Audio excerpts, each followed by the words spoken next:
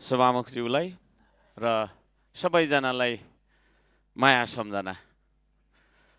अब यो शैलीमा नबोली समस्या समाधान होला जस्तो लागेन। हामी धेरै नै औपचारिक भयौँ। औपचारिकता निभाउँदै अब यो गाँठो पर्यो होइन, डेडलक भयो, कसरी फुकाउने त? यसमा एउटा जिम्मेवार व्यक्ति म पनि हुँ। अब गाँठो पर्यो, प्रधानमन्त्रीज्यूलाई बोलाएकै गर्ने, उहाँ आउँदिन भन्नुहुन्छ, पक्रेर लिएर बोकेर ल्याउने चलन छैन। सभामुखज्यूले ल आउनुपर्छ भन्दा उहाँ मान्नुहुन्न। कहिलेकाहीँ आउनुहुन्छ, आएर फेरि के बोल्नुहुन्छ हुन्छ, समस्या भयो। त्यसले गर्दाखेरि म आज एउटा सङ्कल्प प्रस्ताव पेश गर्न चाहन्छु। हाम्रो नियमावली, यो अहिलेको 83 सालको नियमावलीको नियम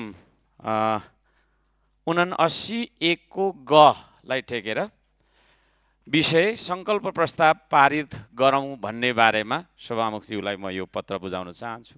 सभामुख महोदय, प्रस्तुत विषयमा मिति 2083 2 महिना 17 गते प्रतिनिधि सभाको आकस्मिक बैठक बसिरहेको बेला, त्यो तालिका बाहिरको थियो, त्यसले गर्दा मैले आकस्मिक भने, प्रधानमन्त्रीज्यूले सभामा उठेका प्रश्नहरूको उत्तर दिने क्रममा नेपालले पनि भारतको सीमा धेरै ठाउँमा मिचेको छ भन्ने राष्ट्र विरुद्धको अभिव्यक्तिलाई सभाको रेकर्डबाट अविलम्ब हटाउँदै प्रधानमन्त्रीको समेत लिखित वक्तव्य समावेश गरी आगामी दिनहरूमा नेपाल सरकारको प्रधानमन्त्री, मन्त्रीहरू, प्रतिनिधि सभाका सांसदज्यूहरू कोही कसैले यस्तो राष्ट्रघाती र तथ्यहीन अभिव्यक्ति कहीँ कतै नदिने, दिन नपाउने, साथै राष्ट्रिय सार्वभौमिकता र राष्ट्रिय अखण्डताको सवालमा सत्ता पक्ष या प्रतिपक्ष नभनी सबैले दलीय या वर्गीय स्वार्थ